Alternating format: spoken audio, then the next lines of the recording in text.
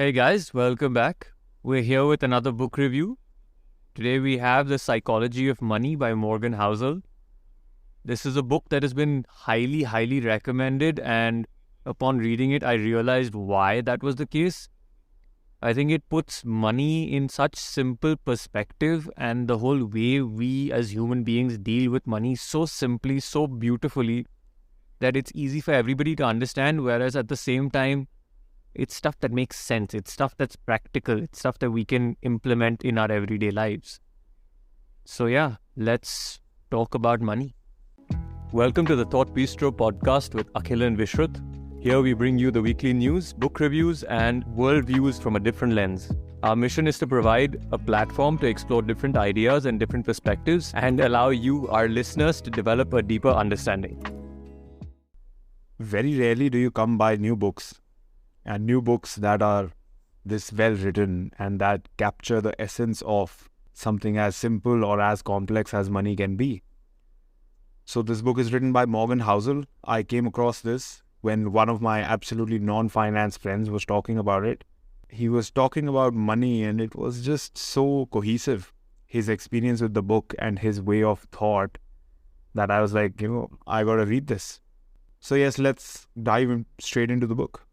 I think the most amazing thing about this book is that it doesn't try to be a novel. It doesn't try to be something that is a very long, winding read.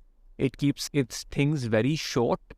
It keeps all the things it's trying to say very precise, very straight to the point. It's not trying to give you too many examples, but at the same time, it gives you enough to make its point.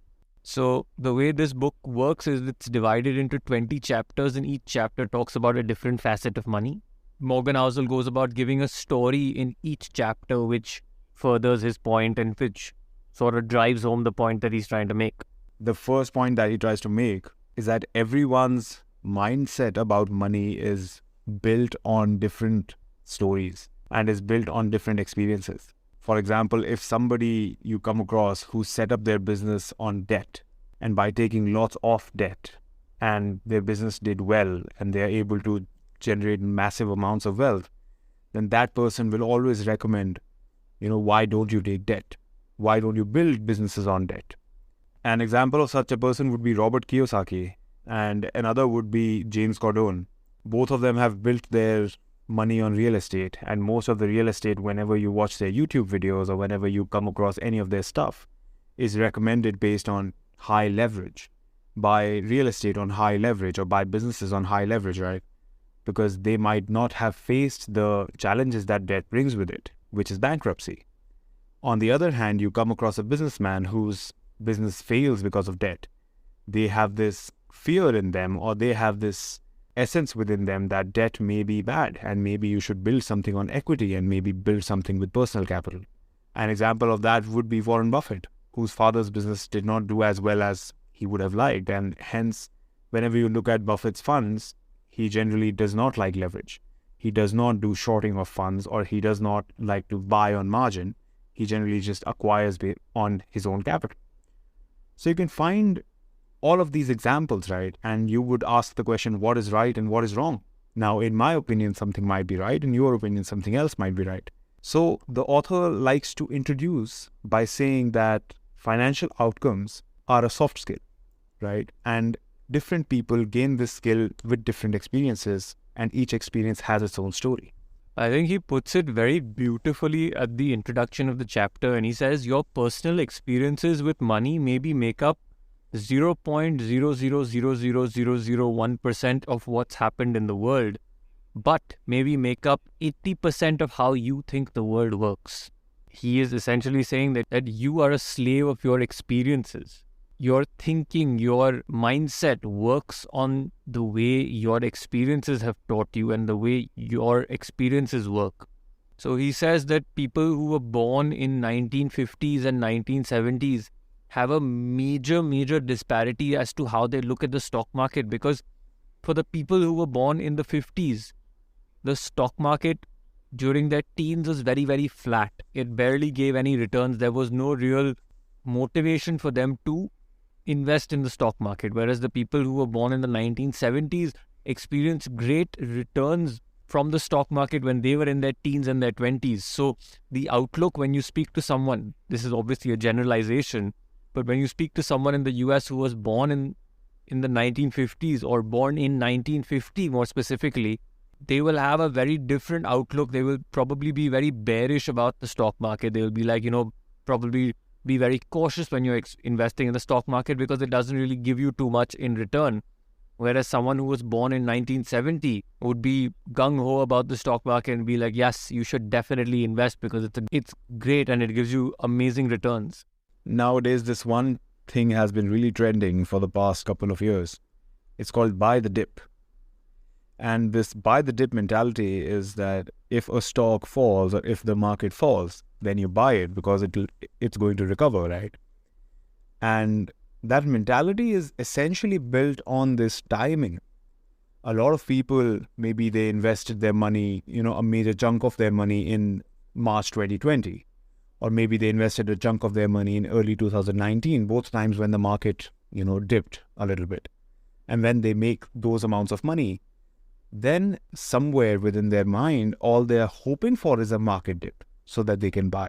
So they aim for this timing to buy more stocks and they aim for this timing to buy more market. And then if you ask them an opinion about the market, they'll be like, why don't you wait for a crash? And when the crash happens, then you can put all your cash in it. Otherwise, just hold cash for that time. On the other hand, if somebody buys at the peak of the market, when, they listen to the index fund episode of ours and they buy at the peak of the market and then the market dips. Now they're going to be thinking, oh, this person recommended me to buy index funds and I have lost 6%, 10%, 20% value within 2 months. So maybe the whole concept is incorrect and maybe I should go for real estate instead. This whole market is rubbish. It is gambling, right? So this is the kind of mentality he talks about. So very nicely put sentences. It is never as good or as bad as it looks. It's always somewhere in the middle, right? And we like to really emphasize this somewhere in the middle thing in our podcast, I think. Numerous times we talk about somewhere in the middle. I think we today started looking at life very black and white. It's always either a 0 or a 1. However, zeros and ones are only associated with computers. We as humans don't have to deal explicitly with zeros and ones.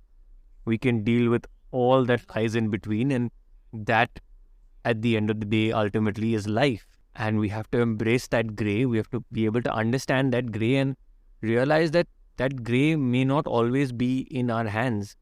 And maybe have a little compassion towards each other and realize that the other person might not be wrong. Their context might just be different or their understanding might just be different. And then be able to put our understanding while leaving room for, the other person's understanding within our own. And this is the chapter he calls No One's Crazy, which is very well put, I think, because no one's crazy. Everybody has their own thought process. He follows it up with our favorite 2 words, luck and risk.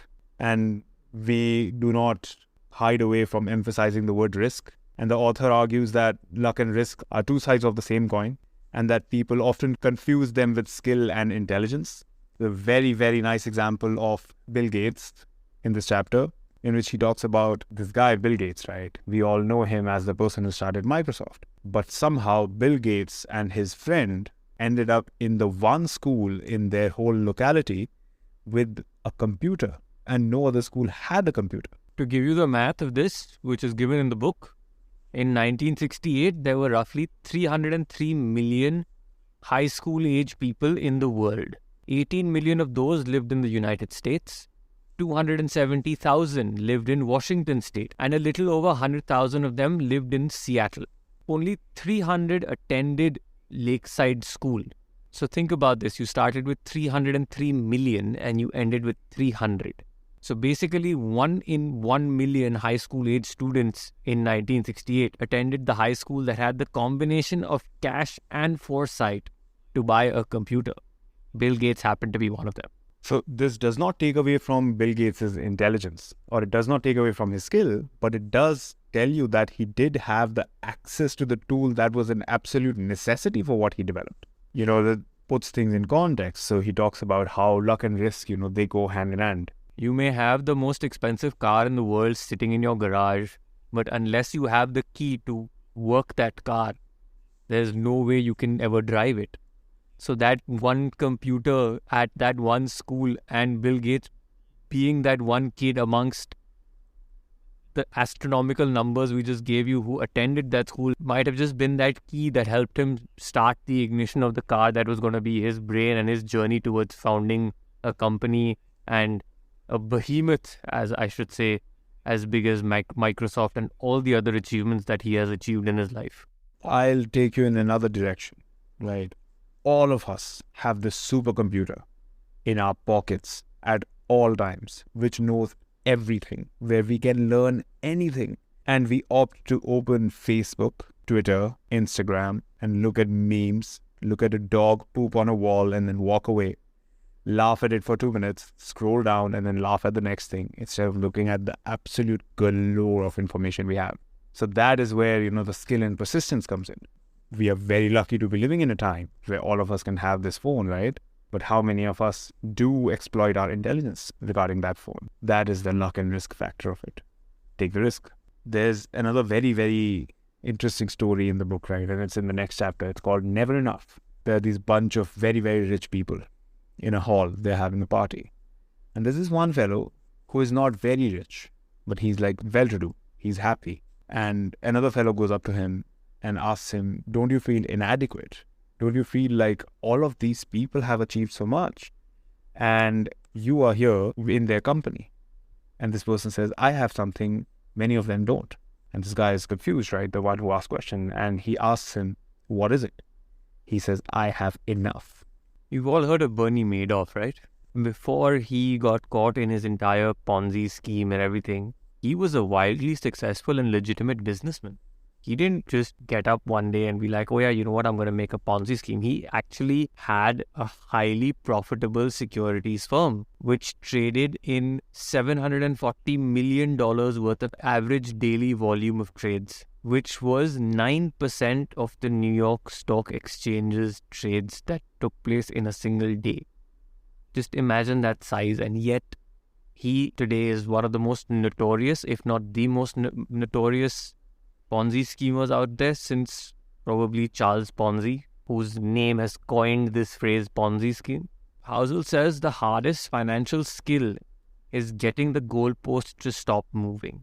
This is something we've all experienced that, okay, let's get to the first goal and then we'll see what our next goal is. And then the next goal and then the next goal. So you have to understand that there has to be some point in terms of your earnings, in terms of your money to get to the point where it says, okay, I have enough. And after a point, it's just all an ego battle. And the point is not to stop driving yourself. And the point is not to stop chasing after a dream.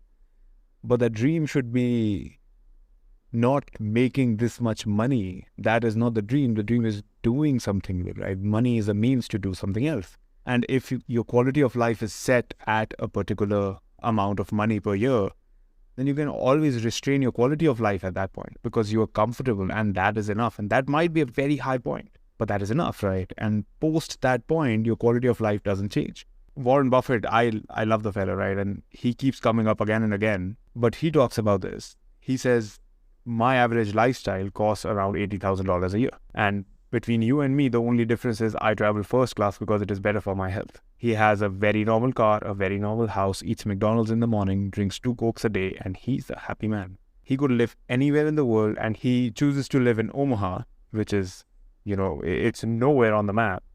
He actually put the city on the map. Think about it. Such a wealthy man. Think about Steve Jobs, used to wear the same turtleneck every day. Think about Mark Zuckerberg, right? These guys, they have made it. Yes, Bezos is going to Mars. Not all of us need to be Bezos, right? But even Bezos is also a very, very frugal man. If you watch his interviews from the time he was setting up Amazon, he had restricted himself to his Toyota. And he had restricted himself to his own home's living room to distribute his books.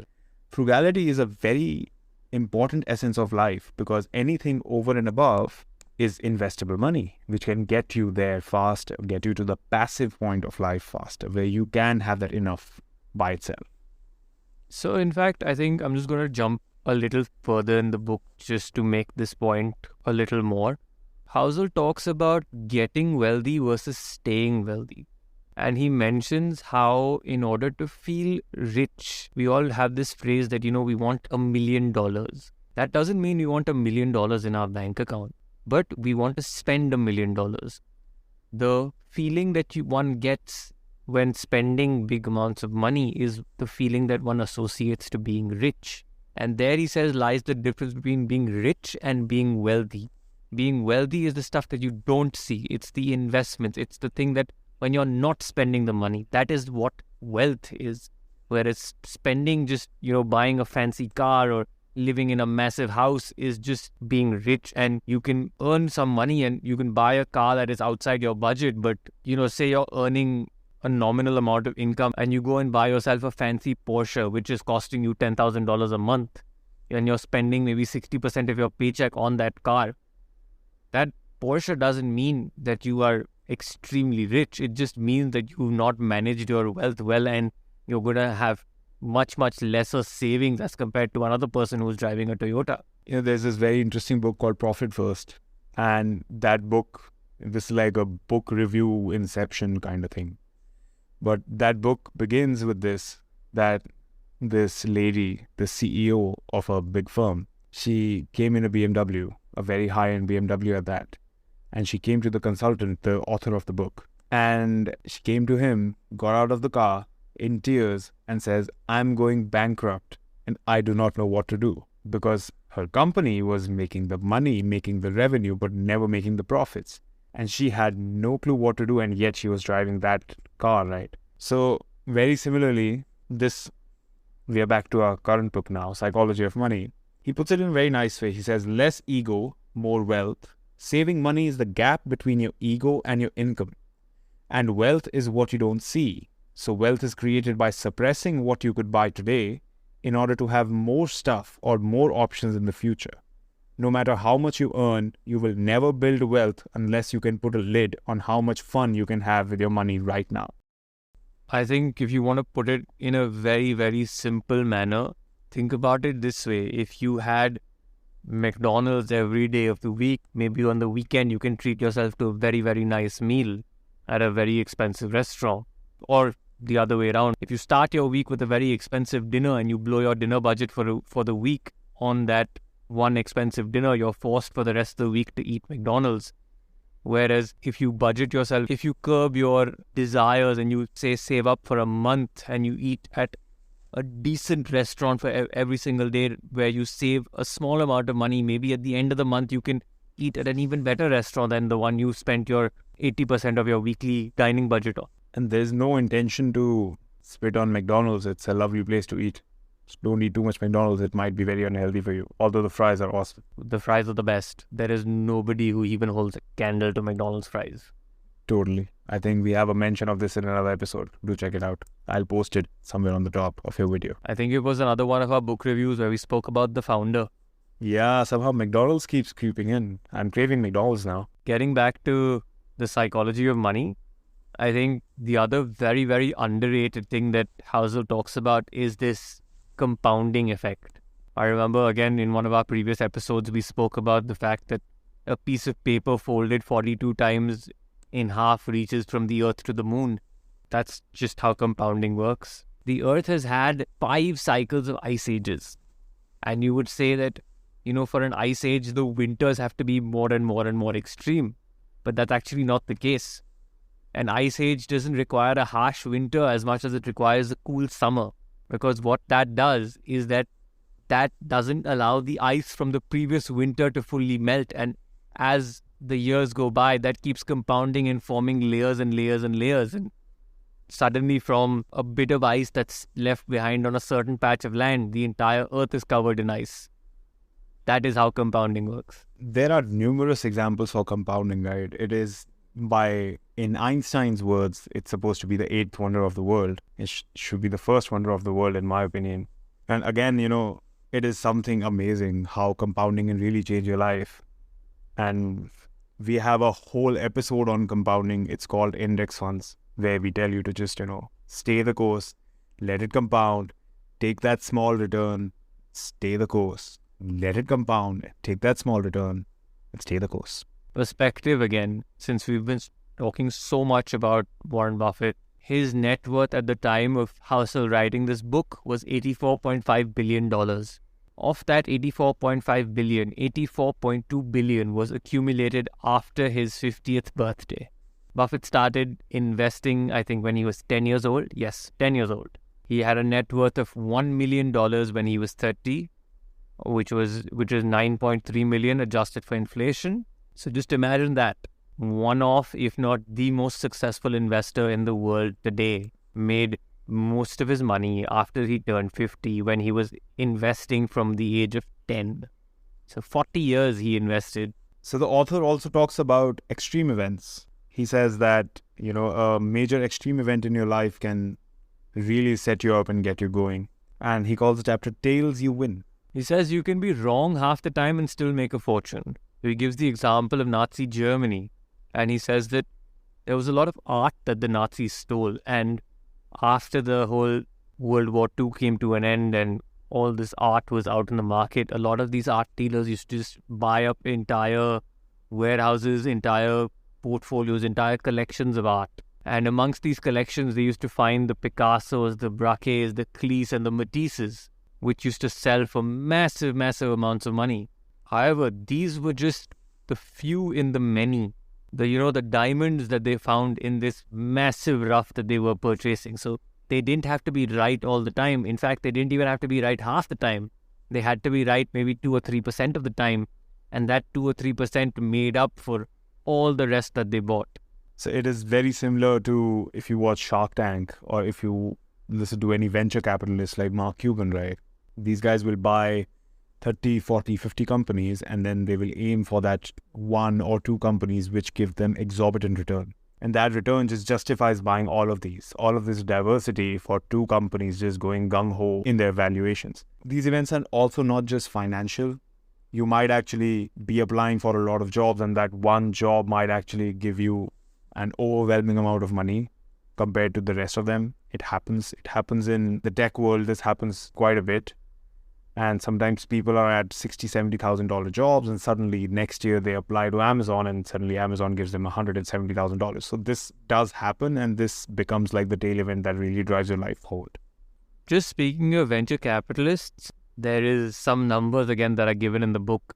They say if VCs make 50 investments, they expect at least half of them to fail, 10 to do pretty well, and 1 or 2 to become bonanzas that drive 100% of the fund's returns. So out of the 21,000 venture financings from 2004 to 2014, 65% lost money, 2.5% made 10x to 20x, 1% made more than 20x, and 0.5%. So about 100 companies out of 21,000 earned 50x or more. And that's where the majority of the industry's returns came from. It's just fascinating when you dive into the data and when you dive into the numbers and when all of these beliefs that we have, they actually come to light and they get justified from numbers. It's put things into perspective and it puts your mind straight into perspective as well. So moving on, I think the next concept is something that a lot of us associate with money and a lot of us would like to have more of when we get our own money, and that is freedom, which says controlling your time is the highest dividend that money pays. And this is something I agree 100% with.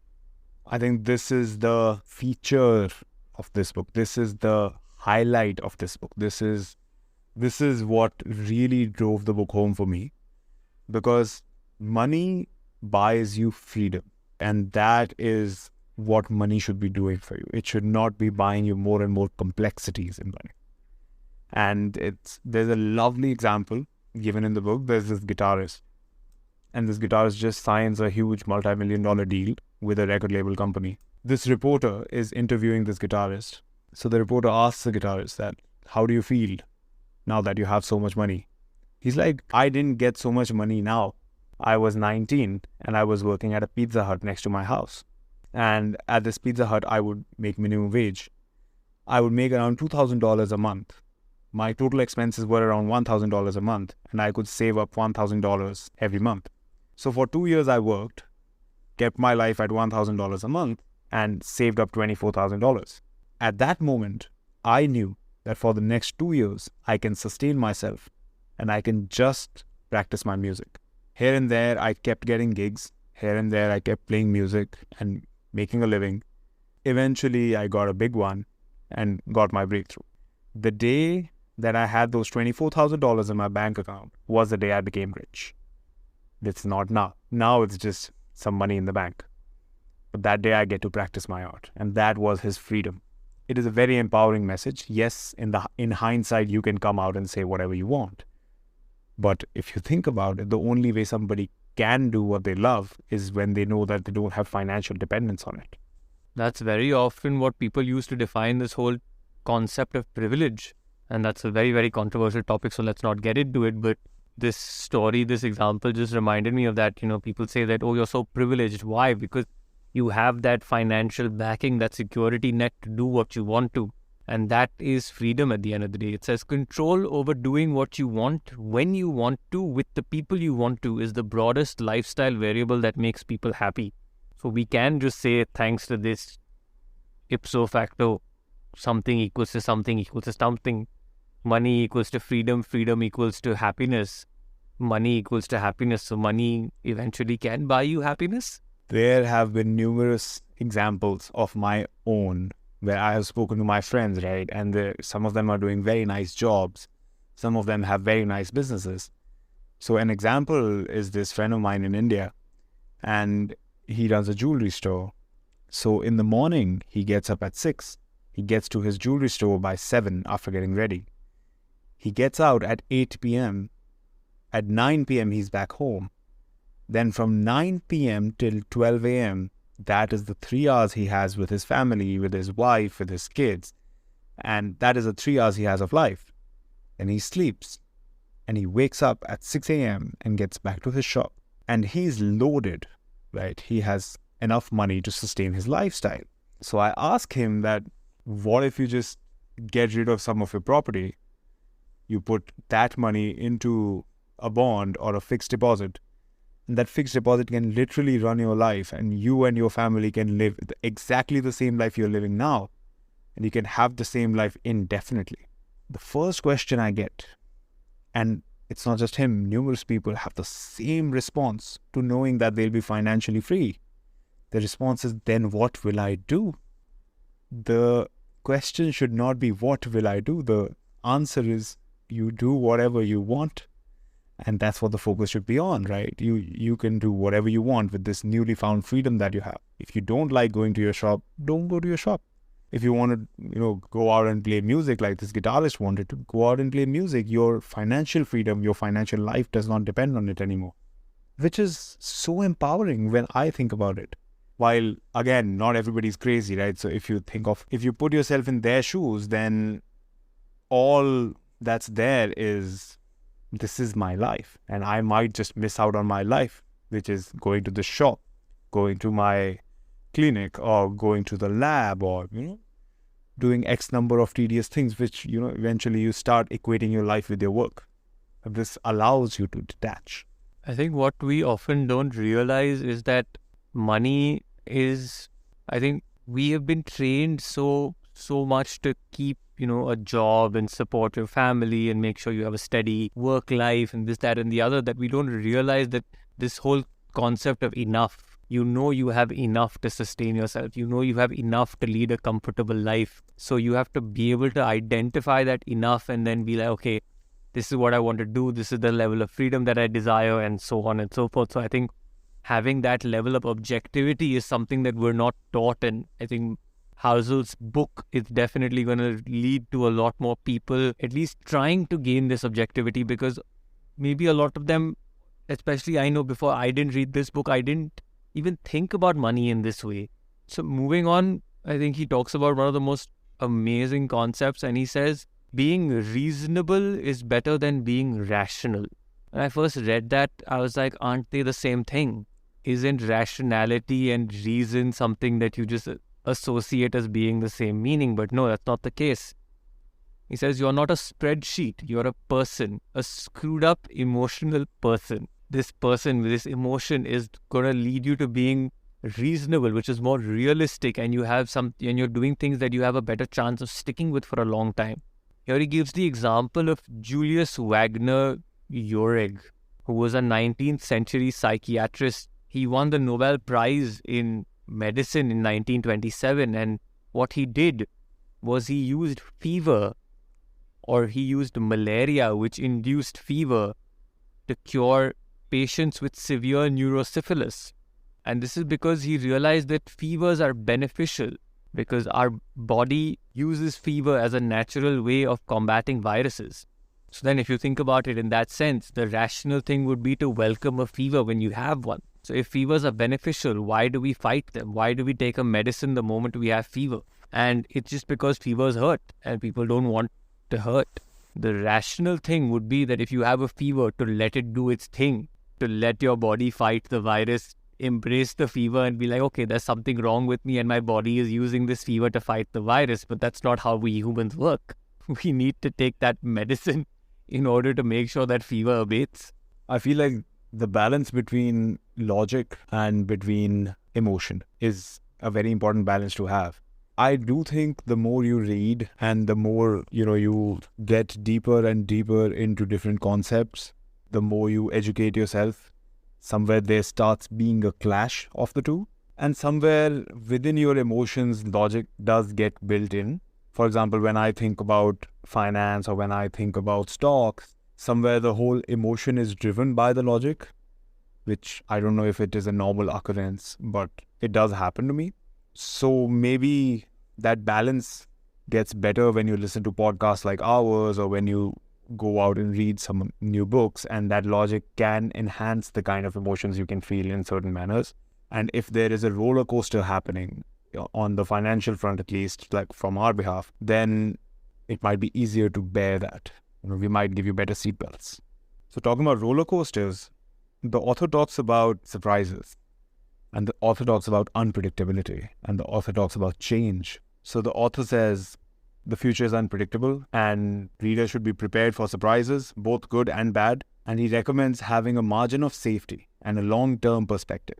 So how that works is that you need to realize that you're going to change. Your current scenarios are going to change. Your life is going to change. The needs are going to change. And when you build longer-term perspectives, then know that this change might be possible and build a margin of safety accordingly.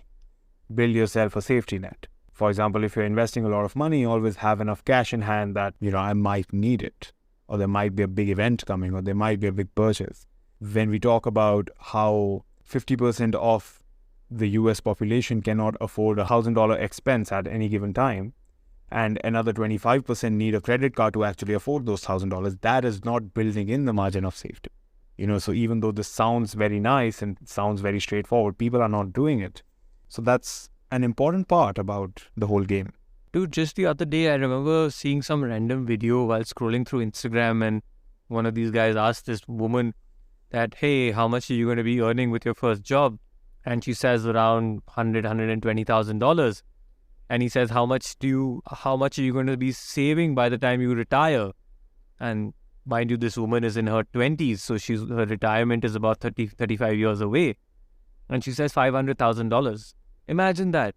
You're earning upwards of $120,000 a year for 35 years, and you expect to only have saved $500,000 by the time you retire. I think also the woman's 20. She's just getting into the workforce. She's still figuring out it. 500,000 might be a huge number to her. Maybe that was the perspective. At least she's thinking of saving, man. So many people don't even think about it. So many people, they get a paycheck, they spend the paycheck, they get a credit card, they spend the credit card, then their next paycheck just keeps funding their credit card, and they just end up in this loop. I was seeing the average credit card numbers. Gen X, so people who are before the millennials, they have an average of $9,000 on their credit cards in the US. Millennials have around $6,000 on their credit cards. And this is money that is due. It is not money that is available for them to use. And this is on average. Then Gen Z, the people who came after the millennials, they have $4,500 on their credit cards. So this is becoming an active problem, right? People are not saving. They're just using their credit cards. And I think the Indian society does pretty well on this front. Since the very beginning, at least in my family, the parents were very focused on save. Why don't you save? Why don't you save? How much are you going to save? And even Bollywood is some of the movies, you will always find the saving mentality is persistent. That might be a good thing about our society. I think, again, that has to do with the background that we've grown up in and things like that. I think after the whole partition drama and things like that, people started getting very majorly into this save first mentality. And I think that's still influencing people to this day. Parents, grandparents, the first instinct is always save, save, save. Have a rainy day account. Have a what if something happens? What if you need this money? So there's always that instinct of saving first and spending second. There's actually a postscript chapter in the book. And in that chapter, the author talks about why America spends. And the author talks about how after the World War II, when the American soldiers came back, America was willing to provide debt at very, very low rates. And at that point, the disparity between the rich and the poor was getting pretty low. They were really converging, right? And everybody wanted to live the same kind of lifestyle. So if a soldier came back and they saw that this rich person got this AC in their house, then the soldier would have incentive that I want the same lifestyle. So he would buy the same AC, right? Air conditioner. Everybody had an incentive to consume because debt was so cheap that practically the money was free. And then slowly and steadily, this wage gap started increasing because when you borrow something, you borrow it from your future and then you have to pay it back. Slowly and steadily, people still wanted to live the same lifestyle because you're not better than me and I would like to consume the same thing that you're consuming. However, the wages were not increasing. And America's mindset still has not changed. It is still spend forward. It is not save forward. So it's a very nicely written chapter with a lot of details in it. When you do read the book, which we still recommend, read the book. This has so much material which we are not covering here, but you will definitely enjoy it. We're giving you something that is maybe a little less than Cliff Notes. We're just giving you what we have learned from it.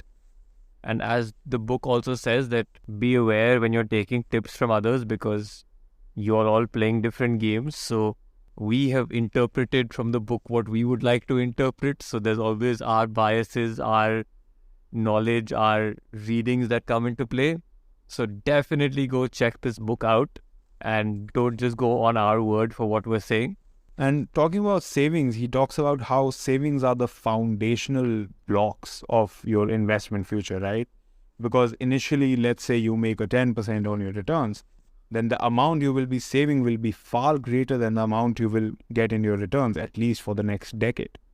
So saving is essential, and saving is essential to bolstering up your investment accounts or your investments in any kind of asset, whatever asset class you prefer. But save, and saving becomes very, very important on that front. And as Vishruta has spoken about, all of us are playing different games. All of us have different goals, different mindsets, different kinds of lifestyles that we want to live. This book might just help you get there a little faster. It might help you change those perspectives altogether, and it might help you reconsider a lot of what you think about money, about life, about purchases, right? So do read this book. It is the highest of recommendations from me, and it was a very big surprise to me when I read this book. From both of us. I don't think I can say that, yeah, just go read it. Don't think about it too much. Don't even listen to our episode, yeah. Just go and pick up the book and read it, form your own opinions, and then come back and listen to what we have to say, because maybe then you understand the where we are coming from. You understand what we have read and how we have formed our opinions.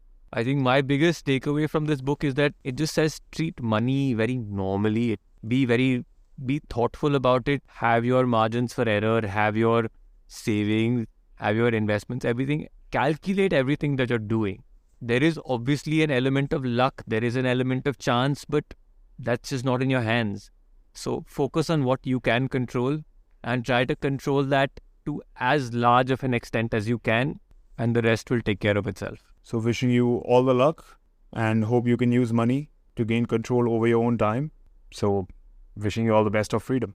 Thanks for joining us. We hope to continue to bring you some interesting news from around the world and keep you informed and keep you entertained, and hope to see you again next time. Thank you.